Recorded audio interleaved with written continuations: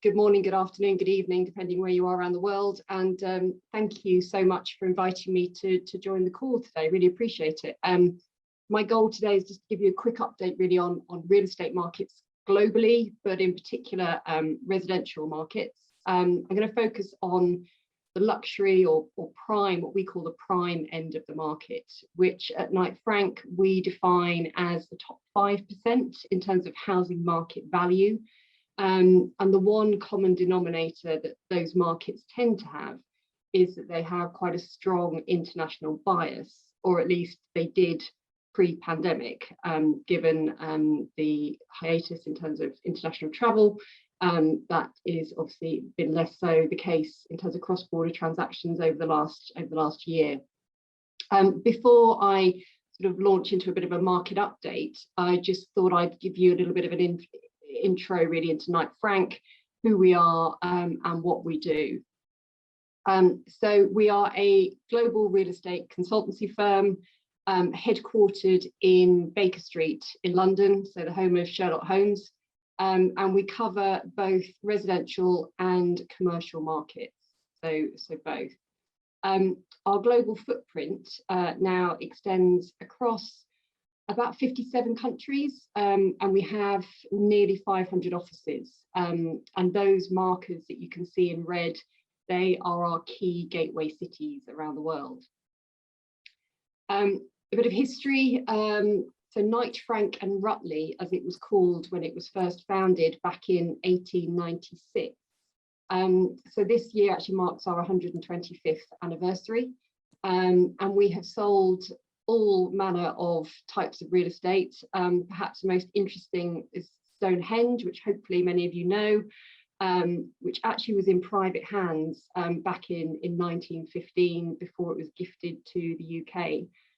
So we were the last company to sell that. We were also appointed as advisors for the Olympic Village back in 2005, ahead of the London Olympic Games in 2012. And hopefully any of you that have been to London will recognise the image on the far right, which is Battersea Power Station. So we sold that in 2011, a key landmark on the river on the Thames. And we're now actually also instructed to sell the completed units. So a really exciting sort of mixed use development there that's coming online. In terms of the research department, Keith very kindly gave us a mention. We have around 200 researchers around the world, specialising in both residential and commercial sectors. About 40 of us are located in our London HQ, and we offer a range of different services. So everything from the really granular data analysis to global wealth forecasts, which we'll come on to in terms of the wealth report. We also have a geospatial and mapping team who have really come into their own over the last couple of years and do some really exciting and whizzy sort of geospatial maps to track some of the key findings that we're pulling out in our research. And we have an economic forecasting team as well. And then that final bubble you can see, we've got a research presence across pretty much most of the key world regions as well. Now, in terms of the residential editorial team, this is us, led by Liam Bailey, our global head of research, and we produce a range of content. So everything from prime city market analysis to deep dives into new developments and appraisals for developers, investors and lenders. We look at affordable housing, and we also look at country homes, farmland, and my neck of the woods is more sort of second home hotspots. So a real mix of different property types in terms of the research that we do. In terms of the content, Keith mentioned the wealth report. So this is our flagship publication. It's now in its 15th year and is widely considered the sort of definitive guide when it comes to looking at wealth and how it's influencing property investment globally. I'm going to sort of pull out quite a number of the key trends from that. This year's edition was published just at the start of March, so it's hot off the press. I'm happy to circulate that after the call if anybody would like to have a read in detail.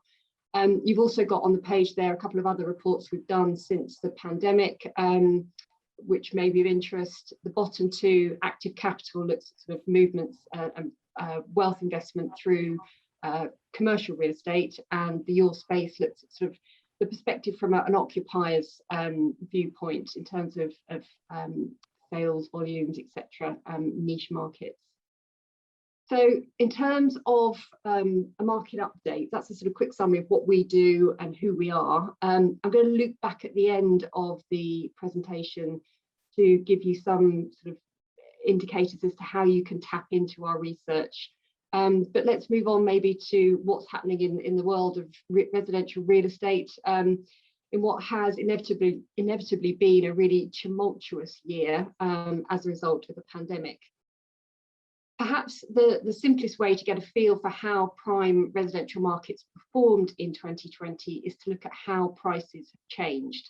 The graphic you can see here comes from the Wealth Report. It's our prime international residential index, which benchmarks luxury residential prices across 100 markets around the world. So that's both cities, but also second home locations. So it'll be places like Cannes, Saint-Tropez in the south of France, but also we'll cover ski resorts like Courchevel, like Aspen as well.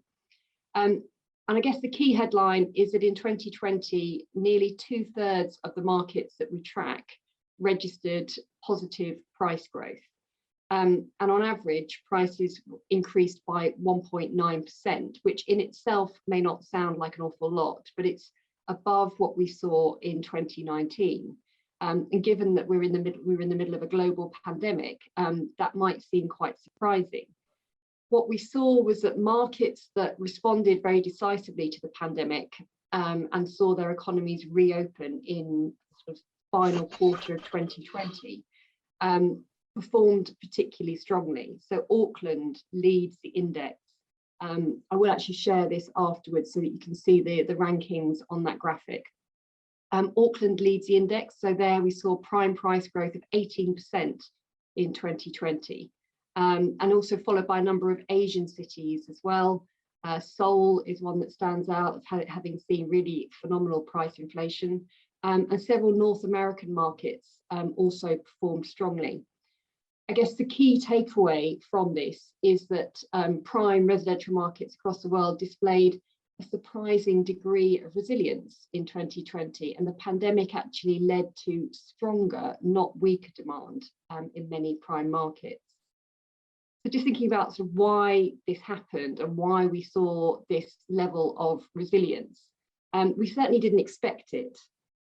This time last year, I remember being asked to put together a forecast just as we in the UK sort of gone into our first lockdown. And the view really was that we were going to be headed into a year much like 2008 and the global financial crisis. So we expected that we were going to see significant capital flight in the form of sort of safe haven markets, so like New York and London, but that didn't happen. We thought we were going to see second home markets really deluged with new supply as overly leveraged second home owners looked to sell up. And that didn't happen either. So it really was a very unique year in many respects. Instead, what we saw was the policy response of governments actually supported property markets and fueled higher sales rates. If you think about the fiscal stimulus measures that we've seen employed all around the world, I think the IMF estimated something like $12 trillion has been, and that was October last year, so goodness knows what it is now. $12 trillion have been spent by governments in trying to prop up their economies. So that's protecting jobs, protecting mortgages, many mortgage holidays, etc. And that's all helped to stimulate that demand. We've also got record low mortgage rates. We've got, although they weren't initially, by the end of last year, we had strong performing equity markets, and of course, changing commuting patterns. People are less tethered to offices, and as a result, have paused and used lockdowns really to reflect on where they wanted to be and the lifestyle that they wanted. Plus, in some markets, so here in the UK, but also in India as well, there were stamp duty holidays, which motivated homeowners to make the most of that sort of limited period of reduced purchase costs. So we saw quite strong activity here in the UK as people look to upsize, and as a result, that has obviously pushed prices higher. But perhaps the standout trend in 2020 was the search for space, as the pandemic really shone a spotlight on our homes and how we live. If you think about homeschooling, home working, etc., the demands on the home really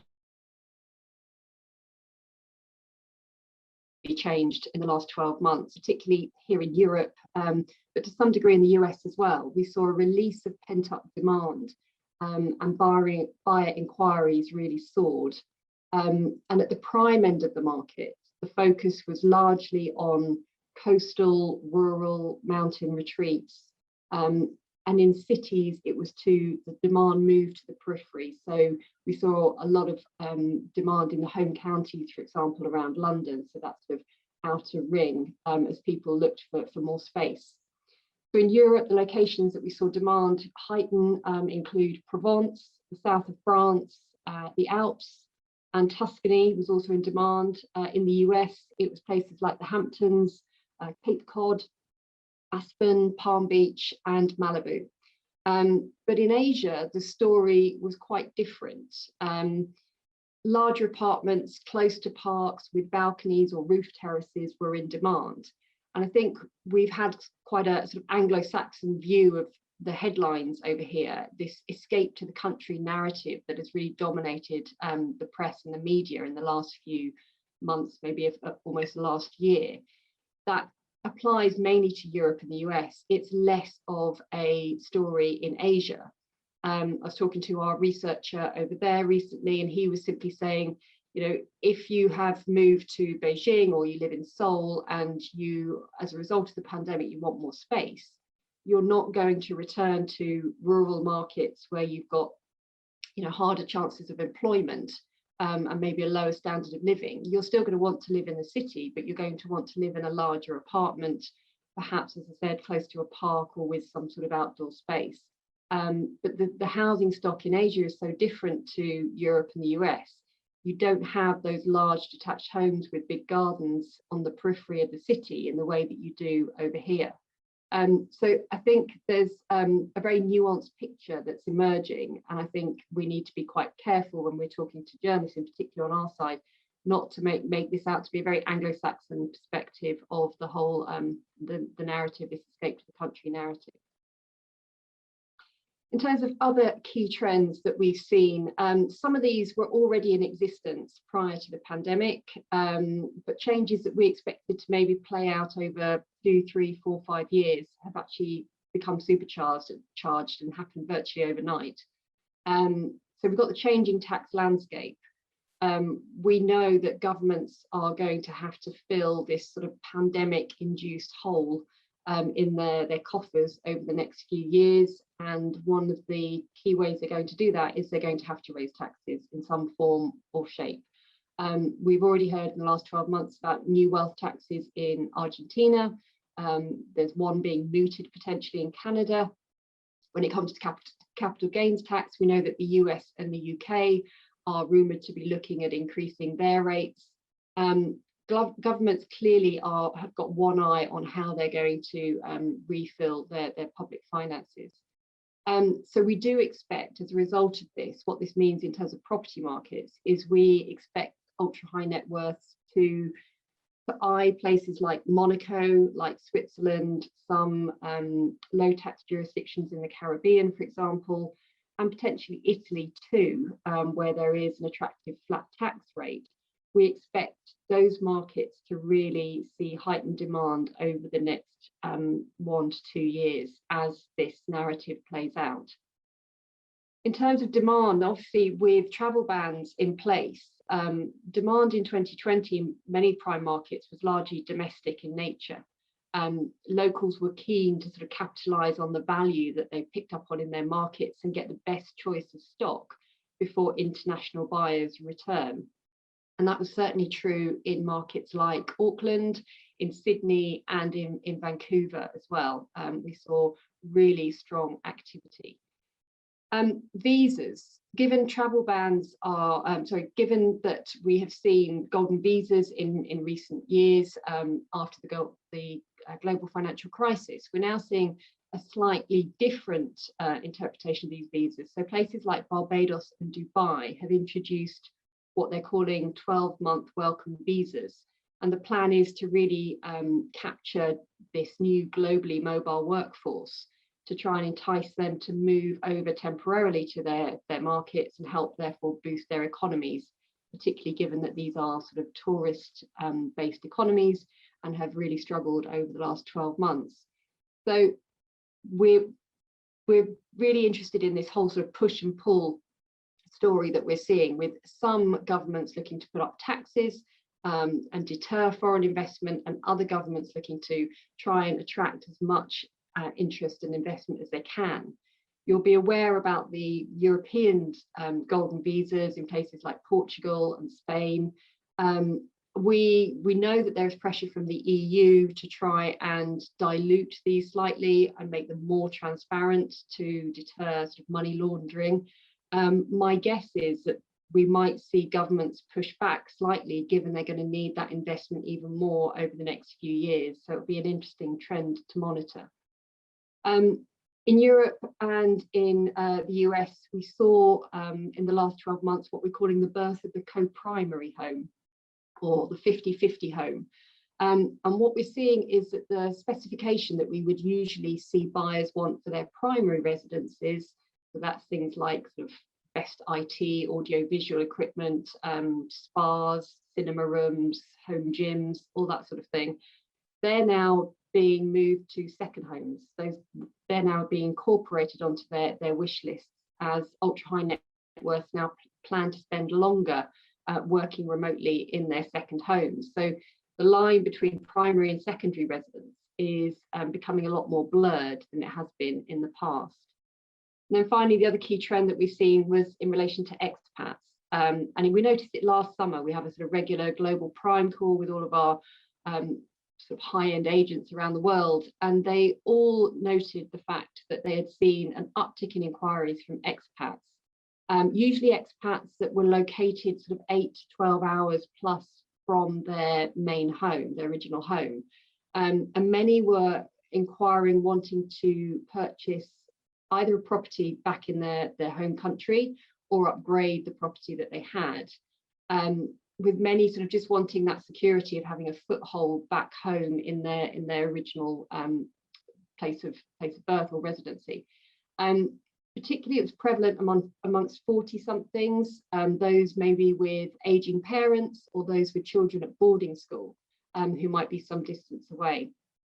And it'll be interesting to see now, once we start coming out of the pandemic, whether multinationals will still look to place their senior leadership team, as many abroad as they have been doing, or whether we're now going to see maybe fewer corporate relocations take place. However, arguably the two biggest debates that we've seen sparked by the pandemic are these two. Are we about to see the death of the city, and will offices become redundant as everyone embraces remote working? Let's take the city first. I'd point you to an article in the Wealth Report where we talk to Saskia Sassen, who is Professor of Sociology at Columbia University.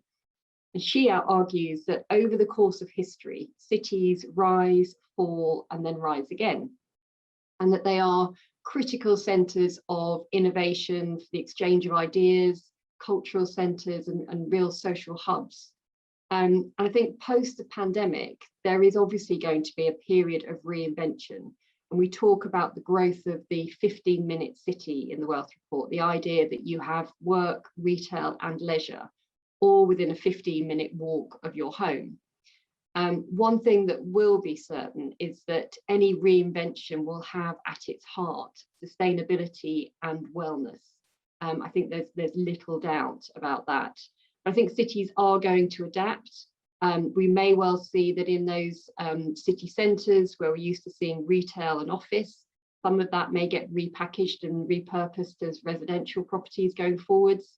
We may also see that pied-à-terres become much more popular as those that have, particularly in Europe and the US, those individuals that have moved out to the suburbs or to the country, maybe look to spend 2 or 3 nights a week back in the city and just want a much smaller apartment, a smaller base in the city centre. In terms of offices, I think it's going to be a really nuanced picture, and I'd be interested perhaps after I finish the presentation to get your thoughts on this. We in Asia, we think it will be very different to Europe and the US, and we see sort of hybrid working patterns emerging.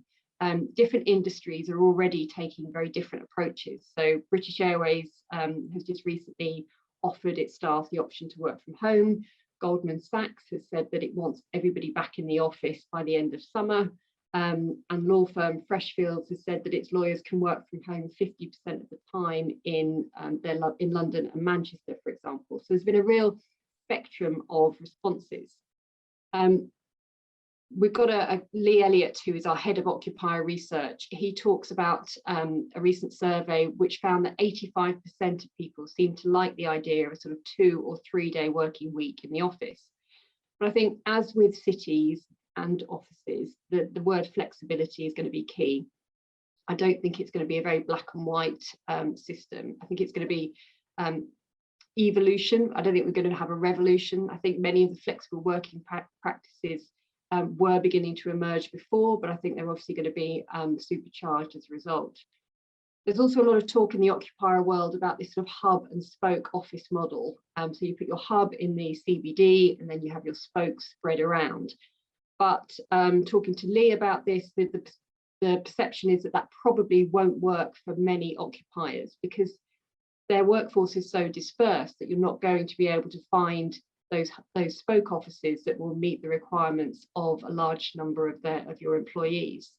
So offices won't die, but we may see occupiers use space more flexibly. Much like we were talking about cities, offices are still going to be needed as a hub from which to collaborate, to connect and to socialise as well. And business obviously is all about relationships and connectivity. And so we think offices will still have a crucial role to play. So just sort of whizzing back to the property side of things, I've talked a lot about price performance and our PIRI index, but it's also worth remembering the range that we have in actual prime prices. So this chart shows you how many square meters you can buy for $1 million, and this is based on luxury prices. Now, again, this is in the wealth report, and I can circulate it afterwards so you can see the relevant distribution. Top left there, that tiny little square, that represents 15 square meters, and that is Monaco. I know that the print's very small, so I'll summarize a couple more. Next comes Hong Kong with 23 square meters, London is 31, New York 34, then Geneva, then Singapore, then Paris. We run this chart every year. We've done it for the last decade. And I think what's really interesting is that Monaco and Hong Kong have never moved. They have always been the most expensive residential markets globally. London and New York tend to shift around a little bit. Both have seen prime prices dip in the last few years for various reasons. But what's interesting is those sort of cities on that sort of one rung down on the ladder. So places like Paris, Miami, and Sydney, they have started to see values increase just over the last few years. The amount of space that you can get obviously has started to shrink. If anybody's interested in that, then do let me know. I will circulate it afterwards. In terms of where to invest, Keith mentioned that this might be something of interest to the team.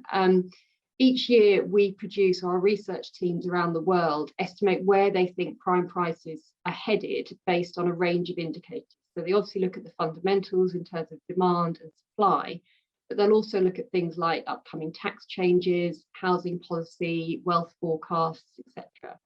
And we run the numbers for around 25 cities. And I've just pulled out here the top 10. There's a few points to note. When we included Cape Town, we got a few sort of raised eyebrows. Although it's third, we need to sort of caveat it and say it's rising from a really low base, following a sort of economic downturn over the last few years. Plus they had the terrible drought, I think 2017. So it's coming back. therefore price growth is higher, but it's coming back from a very low base. Miami is our top performer for the US.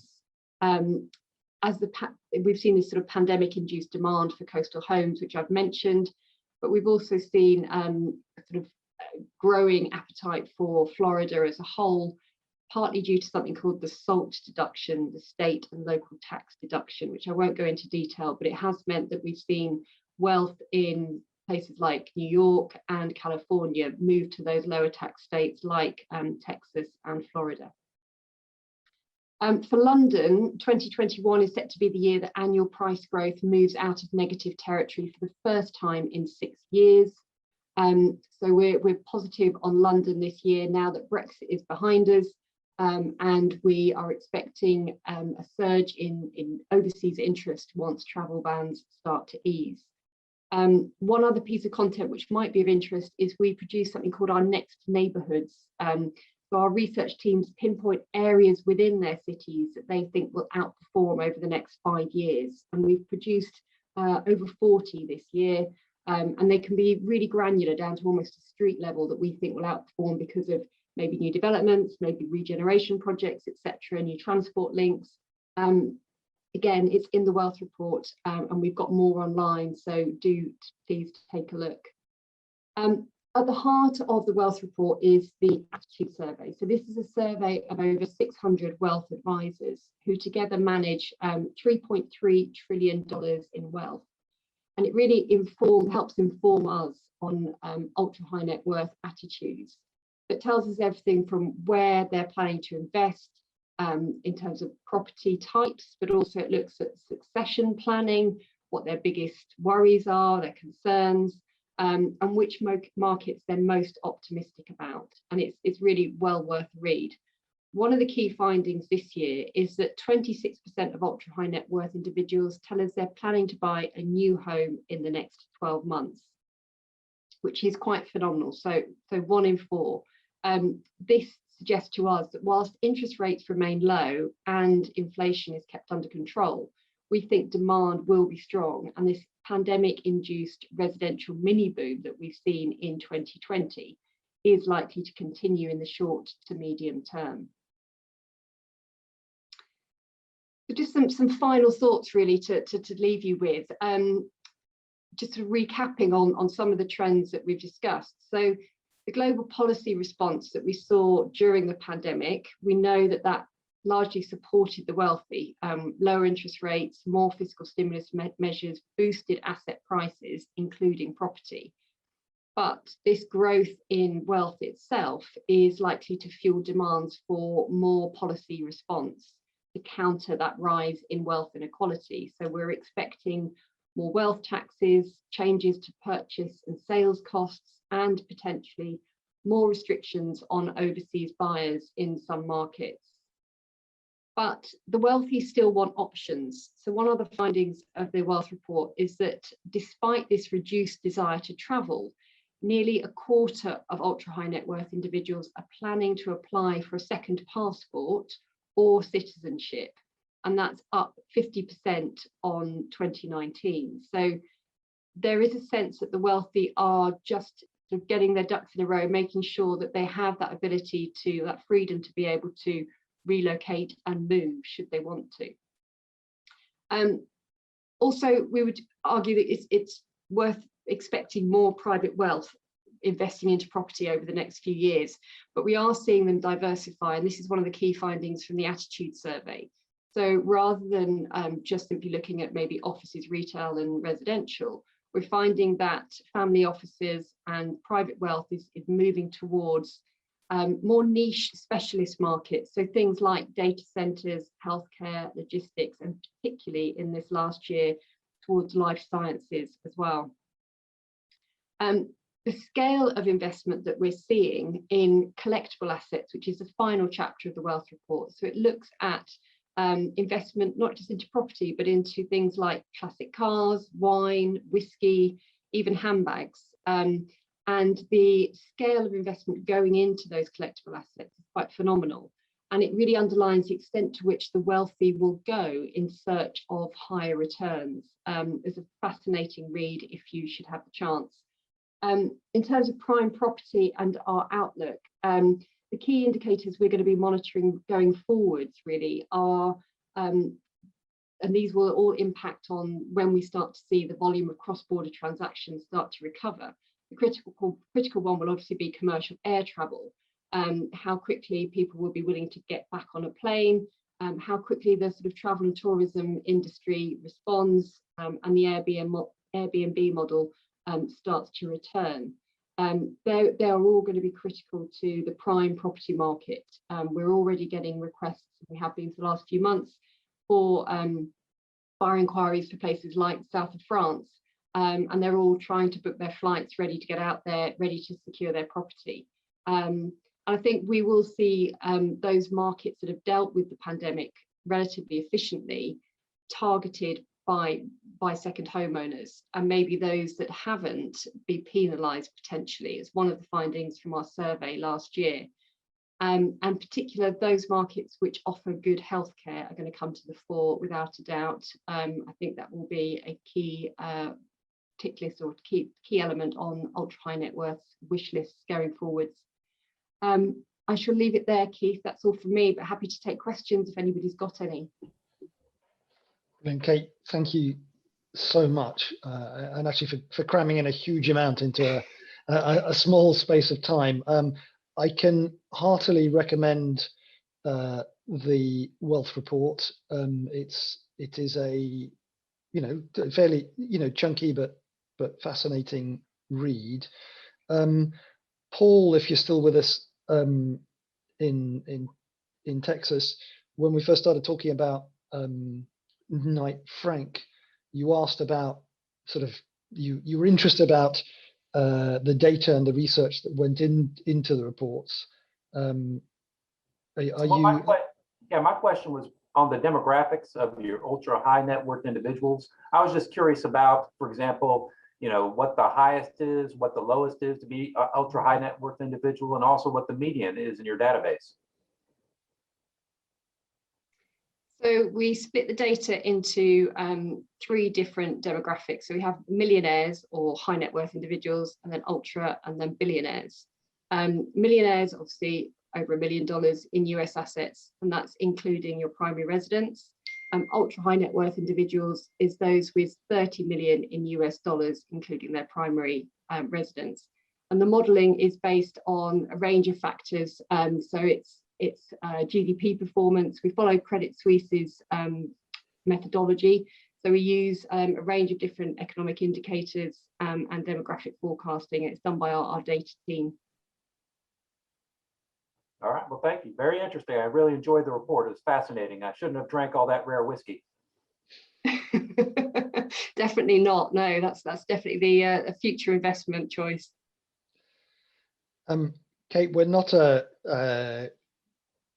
there's no statistical basis to this, and we're probably not a representative group, but we had a global managing partner forum yesterday where one of the topics of discussion was about the move back to the office, and I think it's fair to say we are completely split. I mean, we have different law firms of different sizes and in different locations around the world, but we heard 3 or 4 completely different perspectives yesterday. We have Gunders and Chris who are in London.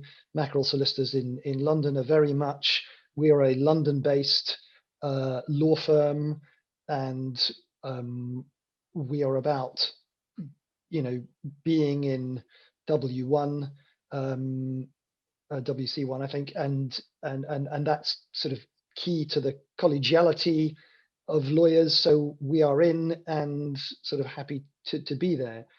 Our law firm in Madrid has gone completely into the cloud, reduced their footprint by 50%, turned the office into a meeting space for staff, but also for clients, some relaxation areas. Our firm in our sort of 170 attorney firm in Kansas and Southern Illinois has done a sort of halfway house, and there are lots of other people around the world, including, I'm sure, people on the call who are still considering the best way to do things, because it involves such cultural change.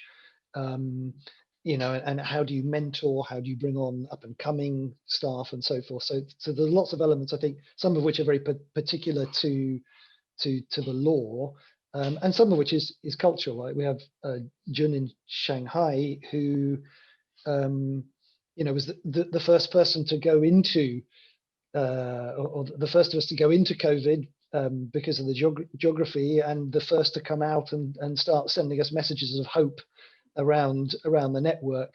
And I know in Shanghai they've been back at work, and June even a couple of months ago was saying, I'm doing business travel. I think to the envy of many of us in terms of seeing our clients. Suchai's in Singapore. I know you've had a 50-50 model, and probably some of what Kate was saying was resonating in terms of the way the Singapore real estate is looking. People looking at maybe upgrading their sort of condo living. Do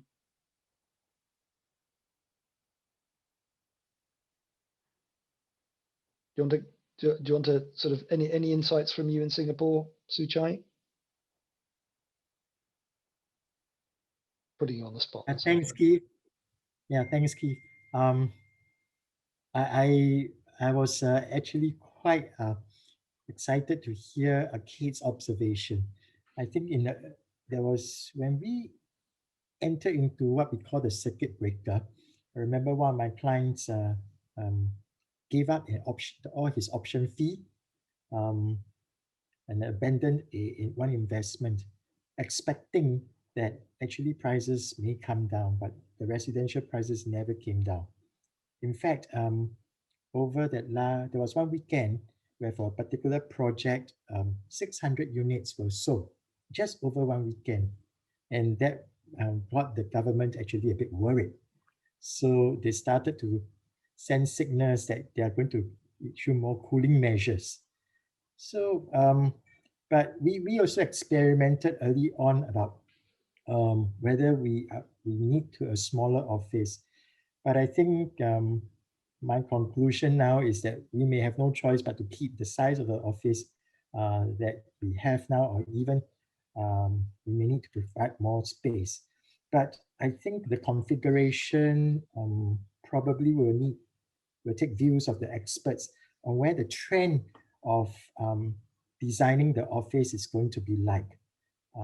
I think the jury is still out on this. Some of my friends say that no, WFH is not really going to work. I tend to that view, but I don't know whether that's because I'm in the old school. The young ones, I think, have no problem staying at home to deliver their work. So yeah, we are still pondering what's the next best move for us. Our lease is going to be out in about 2 years plus. So I think we will have to start thinking about some of these things. Kate, I'm guessing that that's one of the challenges is you are looking to produce analysis and something very definitive, which is of course based on sort of past behaviors. And although you're sort of talking about the attitude survey, I mean, at the moment the world is in such transition that it's very difficult to forecast. Well, it's impossible. None of us has a crystal ball, so you can only sort of pick up trends and extrapolate them. Yeah, and things move so quickly, as we saw. So last year it was all about tracking the actual course of the pandemic, and I think we did a forecast beginning of April, so this time last year, where we asked our research teams to give us their forecast for 2020 and 2021, and then we did the same exercise at the end of the year, and they were just polar opposites, because we had no idea in April the level of the policy response we were going to see from governments, and the fact that they were going to keep putting their hands in their pockets as the pandemic sort of deteriorated and extended. So it was so hard to be able to know that that was coming down the line. And as I said in the presentation, it's very, we were hearing all the time from our agents on the ground, particularly around Europe, you know, this is going to be diabolical. We're going to see huge price drops in places like southern Portugal, where there's slight oversupply of properties. You know, we're really going to be pounded. And actually, none of that happened. The exact opposite happened. They've never had busier years. And I think so much of this comes down to consumer behaviour, which is so difficult to predict. You know, we keep hearing about, you know, business travel is gone, people aren't going to get on planes. I wouldn't be surprised if that does actually come back, but it will take some time. So these sort of behavioural patterns, not only are they hard to look at long term, but they're also hard from a geographical point of view. We're seeing so many nuances around the world from different markets that you know, there's no one size fits all out of this pandemic. And I think we're probably going to see quite a lot of stop starts, as we have here in the UK. You know, we think we're sort of over the worst, and people, like we did last September, people are getting back into the office, and then we go backwards again. And I think we're probably not out of the woods yet. But also, as you said, as part of that nuance and stop start, what is a long-term trend, or what is just a reaction? Our firm in Madrid, who's gone to the cloud, says when you do walk out of our office at the moment, what you hear is French voices, because there have been so many restrictions in France. You can't go outside your urban area in France, but you can travel for work. So people have traveled for work and then based themselves in Madrid and Barcelona. So they're saying where cafes and bars and shops are open, as long as you stay within the metropolitan area. So there's been a huge influx of French workers who can work remotely. Will that be a short-term trend, or will people then start saying, well, I actually quite like it here, I'm going to find a base? Our firm in Dubai has said, just as you were touching on, and even in Saudi Arabia, actually, they've had an influx of people remote working, looking for sunshine over the Northern Hemisphere winter. Again, short term, some of that will depend on the visa, or longer term, when you find it's a pleasant place to live, or will people end up, you know, with dual homes? And also the policy response we had last year is interesting. So in Europe and in the UK, I don't know if you remember, there was a few sort of politicians that were caught out. You weren't allowed to travel to second homes, you had to stay local. And I know with friends in Spain, you know, it's policed quite rigorously. You can't move to, and it's very common to have a second home, a Casa del Campo, and you head to your country home. That was not allowed in Spain. In the US, it was totally different. You could head from San Francisco to your home in Aspen, wherever it might be, without any restrictions. So I think those sorts of rules and regulations, if we have future lockdowns, I think they will impinge on people's their appetite to buy. You know, we'll probably see more US purchases of second homes than we will perhaps of Europeans, who might prioritise getting larger primary residences as a result. All those sorts of things, I think, are just going to play out over the next 12 months.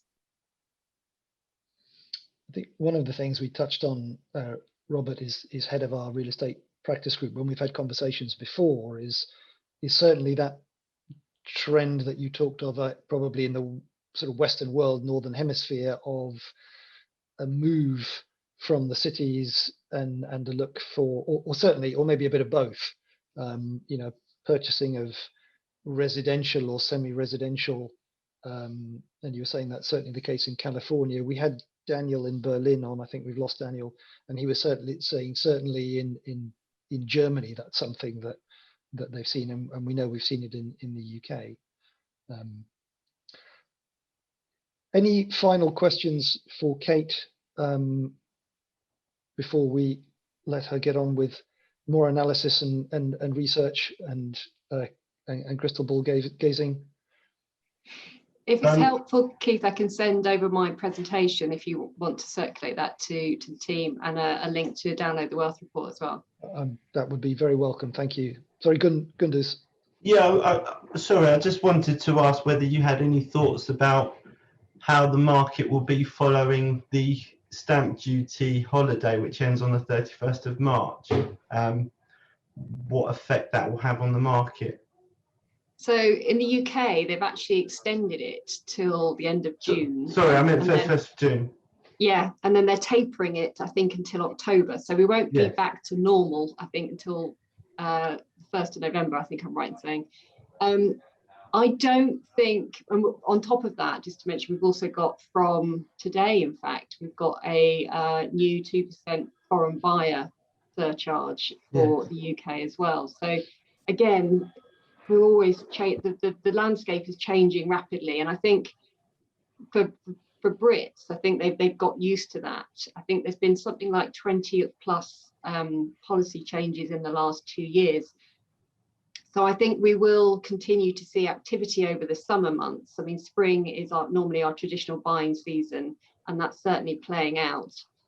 What one of my colleagues, Tom Bill, who heads up our London research, has pointed out this week is that the escape to the country narrative, where we were seeing a lot of demand for sort of home counties, etc., is now sort of evolved slightly, and now we're seeing that demand on the sort of periphery of London. So those markets such as Dulwich, Wimbledon, etc., where you've got larger properties with gardens and with outdoor space, they seem to be now on vogue again, and people are looking there. But I think the tax, people have almost tuned out to the noise. I think there has just been so many changes over the last few years that I think they will just take it in their stride in terms of the foreign buyer tax. And I think the stamp duty, I don't think we're going to see a big cliff edge come the autumn. I think it will just peter out.